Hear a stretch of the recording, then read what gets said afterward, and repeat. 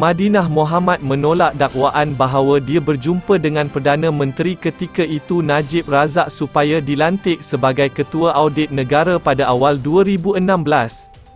Saksi pendakwaan ke-12 itu mengisytiharkan demikian semasa perbicaraan kes pindaan laporan audit 1MDB. Hari ini yang membabitkan Najib dan bekas CEO dan pelaburan negara itu.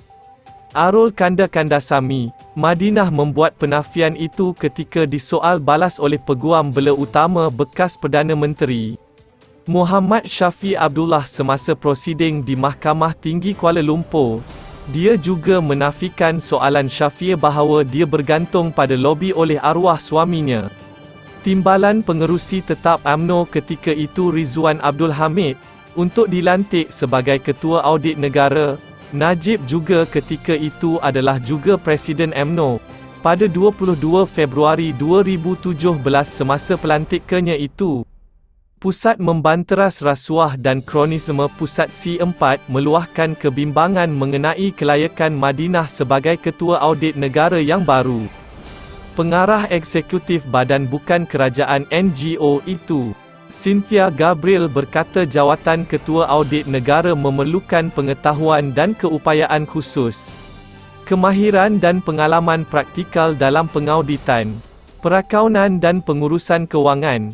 Sebelum pelantikan itu, Madinah adalah Ketua Setiausaha Kementerian Pendidikan dan mempunyai PH dalam bidang sumber manusia. Dia juga pernah menjadi Ketua Setiausaha Kementerian Sains, Teknologi dan Inovasi (MOSTI). Madinah dan Rizwan dijangkiti wabak COVID-19 tahun lalu, dan suaminya meninggal dunia pada Mei tahun lalu.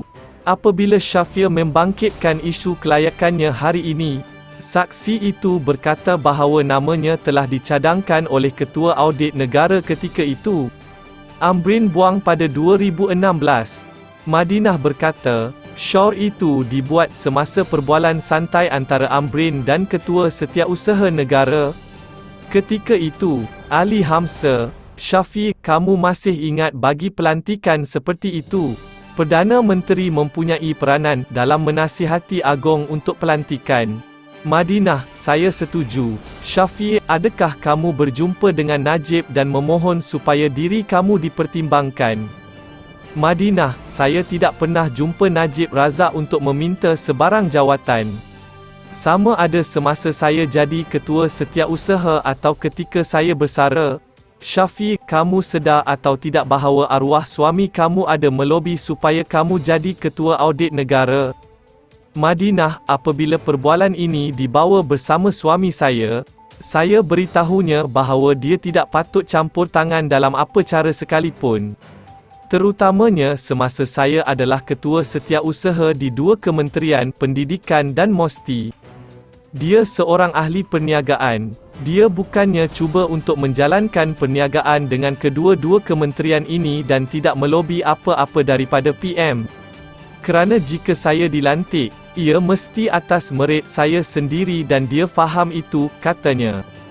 Bagaimanapun, Madinah akur dengan dakwaan Syafi bahawa dia tidak pasti sama ada arwah suaminya pernah mencuba atau tidak cuba melobi bagi pihaknya. Perbicaraan di hadapan Zaini bersambung petang ini. Najib didakwa menggunakan kedudukannya untuk mengarahkan beberapa pindaan ke atas laporan akhir audit 1MDB sebelum ia dibentangkan kepada PAC bagi mengelakkan sebarang tindakan terhadapnya. Tertuduh bersama Arul Kanda pula didakwa bersubahat dengan Najib dalam membuat pindaan berkenaan. Pertuduhan didakwa mengikut Seksyen 23(1) Akta SPRM 2009 yang memperuntukkan hukuman penjara sehingga 20 tahun dan denda tidak kurang 5 kali ganda nilai suapan atau RM10,000. Mengikut mana-mana lebih tinggi. Jika sabit kesahan itu, pihak pendakwaan berhujah bahawa keputusan untuk membuat pindaan diputuskan semasa mesyuarat pada 24 Februari 2016. Di Pejabat Ketua Setiausaha Negara ketika itu, Ali Hamzah, adalah didakwa bahawa pindaan ini dilakukan untuk mengeluarkan atau mengubah bahagian tertentu laporan audit 1MDB.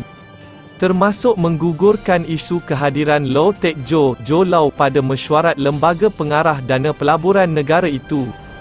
Isu lain yang didakwa digugurkan daripada laporan audit 1MDB ialah dua penyata kewangan 2014 yang bercanggah bagi firma tersebut.